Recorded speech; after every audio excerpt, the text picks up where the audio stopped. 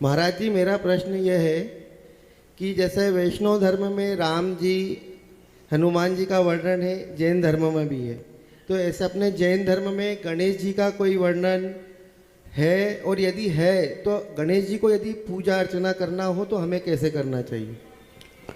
बहुत अच्छा प्रश्न है। लोगों के मन में कई बार जिज्ञासा आती है।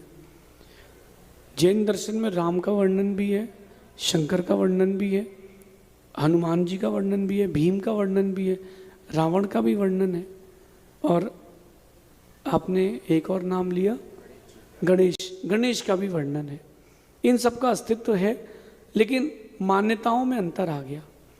जैन दर्शन वीतरागता को पूछता है और अन्य दर्शन अपने तरीके से पूछता है। जैन दर्शन में कभी भी नहीं चलता वरदान और श्राप।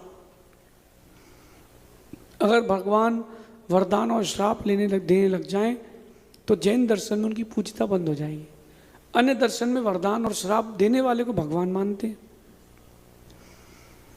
राम, हनुमान, कुंभकर्ण, अर्जुन, भीम, युधिष्ठिर, इन सब का जो स्वरूप है वो भगवान के रूप में, वीतरागता के रूप में जैन दर्शन ने स्वीकारा है।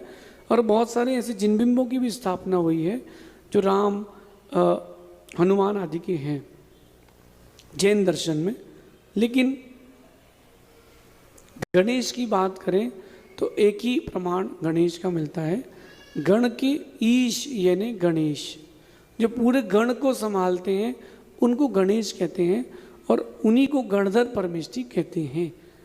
स्तोत्र में आपको पंक्ति सुनाता हूँ। मैं भी गणेश को रोज नमस्कार करता हूँ।